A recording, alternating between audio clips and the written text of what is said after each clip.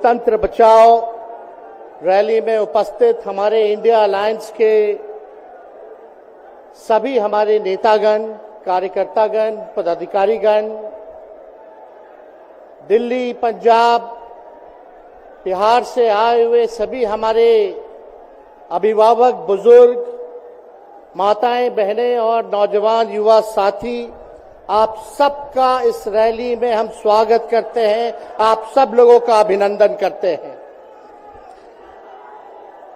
ये दिल्ली की भीड़ बता रही है कि मोदी जी जिस तरह से आंधी की तरह आए थे उसी तरह तूफान की तरह चले जाएंगे।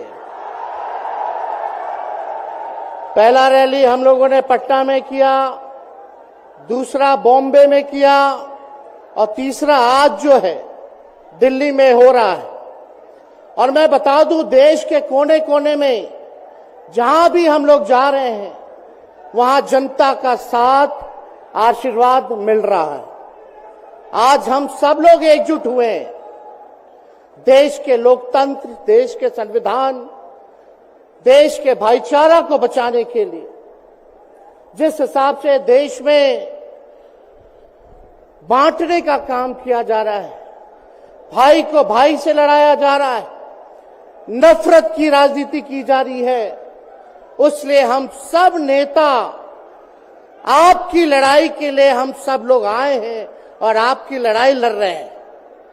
और हम लोग सब लोग चाहते हैं कि इस लड़ाई में आपका साथ मिले, आपका आशीर्वाद मिले और आपका प्यार मिले। जो लोग नारा लगाते हैं अब की बार 400 पार,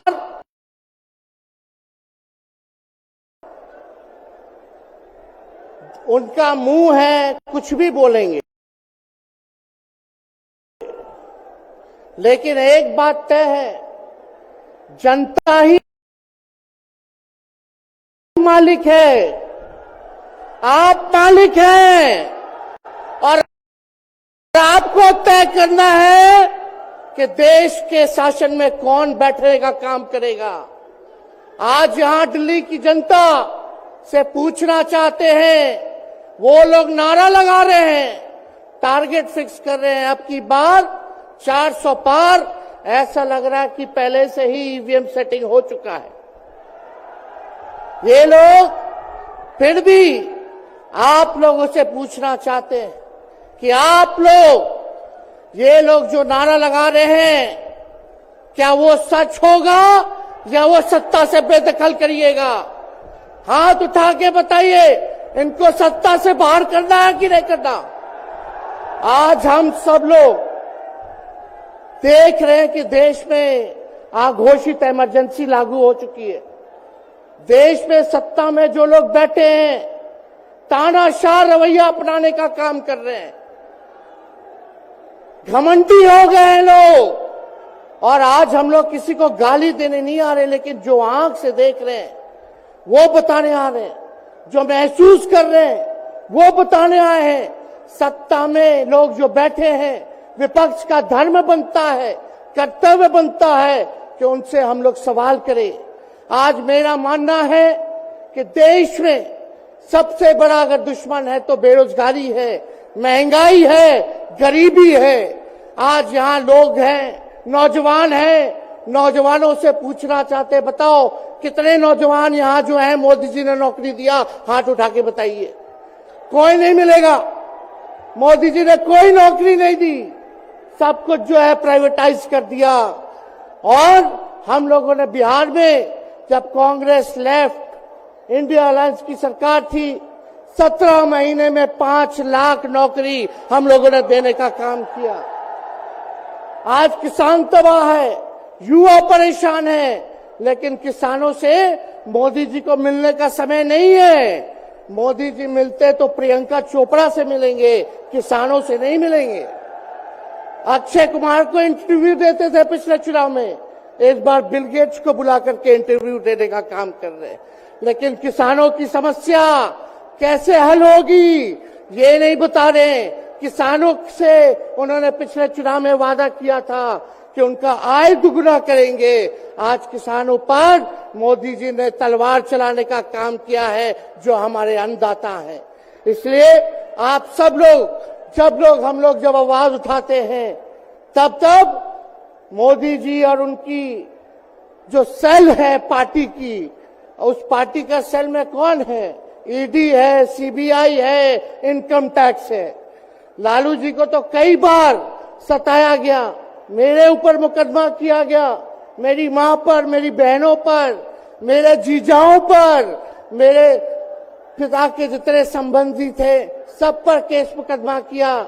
अभी बिहार चले जाइए, कई हमारे नेताओं पे छापेमारी चल रही है, कई जगह ईटी का रेड चल रहा है, आईटी का रेड चल रहा है, लेकिन हम लोग घबराने वाले लोग नहीं। आज देश में जिस हिसाब से हेमंत सोरेन जी को और अरविंद केजरीवाल को गिरफ्तार करने का काम इन बीजेपी के लोगों ने किया है, तो उनको हम बता दें कि इनके गीदड़ भपकी से हम लोग डरने वाले नहीं हैं। हम लोग संघर्ष करने वाले लोग हैं, और पिंजरे में तो शेर ही को कैद किया जाता है। सब लोग शेर हैं, आप लोगों ने ताकत दिया है, आपकी लड़ाई हम लोग लड़ रहे हैं। कंस राज आप लोगों ने देखा होगा, जब कंस को किसी से तकलीफ होती थी, डर लगता था, तब जेल में लोगों को बंद कर दिया जाता था।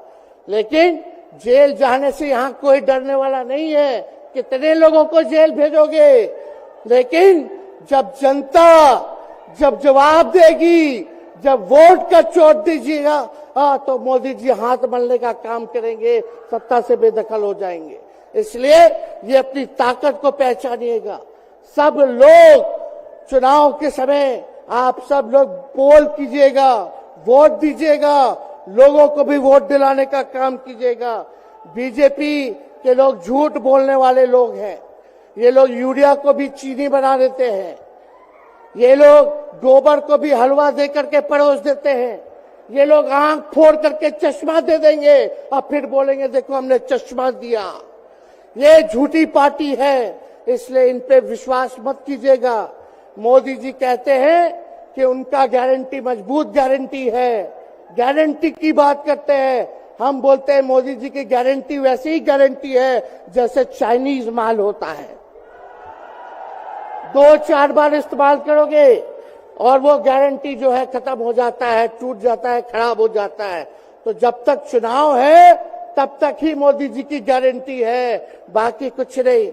2 करोड़ रोजगार का क्या हुआ, 15-15 लाख रुपए का क्या हुआ, ये जवाब नहीं देने वाले, लेकिन हमेशा जो है प्रोपेगेंडा चलाने का काम करते हैं और लोगों को भटकाने का काम करते हैं। इसलिए आप सब लोगों को सावधान रहना पड़ेगा। इनके झूठ पे आप लोग विश्वास मत कीजिएगा। और हम सब लोगों ने आज तस्वीर देखा, आज तस्वीर क्या देखा कि आज महामहिम राष्ट्रपति जी अडवाणी जी को भारत रत्न देकर के सम्मानित कर रही थी। मोदी जी अडवाणी जी के बगल में बैठे हुए हैं, राष्ट्रपति खड़ा होकर के सम्मानित कर रहे हैं, लेकिन मोदी जी खड़ा भी नहीं हुए, राष्ट्रपति के सम्मान में खड़ा भी नहीं हुए। इससे पहले भी हम लोगों ने तस्वीर देखी कि राष्ट्रपति पीछे पीछे चल रही है, मोदी जी आगे आगे चल रहे हैं। ये हम आप सब लोगों को बताना चाहते हैं कि इनका संविधान पे कोई विश्वास नहीं है। ये लोग नागपुरिया कानून को लागू करना चाहते हैं, आरएसएस के एजेंडे को लागू करना चाहते हैं। इसलिए ज्यादा कुछ ना कहते हुए एक आंकड़ा हम जरूर बताना चाहेंगे। देश में इंटरनेशनल लेबर ऑर्गेनाइजेशन ने सर्वे किया है, उसमें आंकड़े हैं कि आज देश में बेरोजगारों में से 83% युवा है। पढ़े लिखे युवाओं में बेरोजगारी लगभग 65% है। ग्रामीण क्षेत्रों में सिर्फ 17.5% युवाओं के पास ही काम है। यानी भारत की आत्मा गांव में 82% युवा आज बेरोजगार हैं और मोदी जी इसके बारे में कोई काम नहीं किया। आप एक बार विश्वास कीजिएगा, अगर इंडिया सरकार की अलायंस की सरकार बनती है तो नौजवानों को हम लोग नौकरी देने का काम करेंगे, बेरोजगारी को दूर करेंगे। और जाते जाते बहुत सारे नेताओं को बोलना है, लेकिन एक अंत हम करेंगे एक गाने के साथ। और आप लोगों ने गोविंदा का फिल्म का एक गाना सुना होगा कि तुम तो धोखेबाज हो, वादा करके भूल जाते हो। रोज रोज मोदी जी तुम ऐसा करोगे, रोज रोज मोदी जी तुम ऐसा करोगे, जनता जो रूठ गई तो हाथ मलोगे। अरे तुम तो धोखेबाज हो, वादा करके भाग जाते हो। तो आप सब लोगों को बहुत बहुत धन्यवाद। आप सब लोगों का आशीर्वाद मिले और हम सभी लोगों जो है आज मिसेस केजरीवाल और हमारी बहन कल्पना जी के साथ हम लोग जो है मजबूती के साथ खड़े हैं और इस लड़ाई को लड़ेंगे और जीतेंगे। बहुत बहुत धन्यवाद। जय हिंद। बहुत बहुत धन्यवाद। मैं एक सूचना हमारे पुलिस के जो साथी हैं यहाँ पे और जो पुलिस के सीनियर ऑफिसर्स हैं, मैं उनको ये निवेदन करना चाहता हूं। देखिए, ये शांतिपूर्व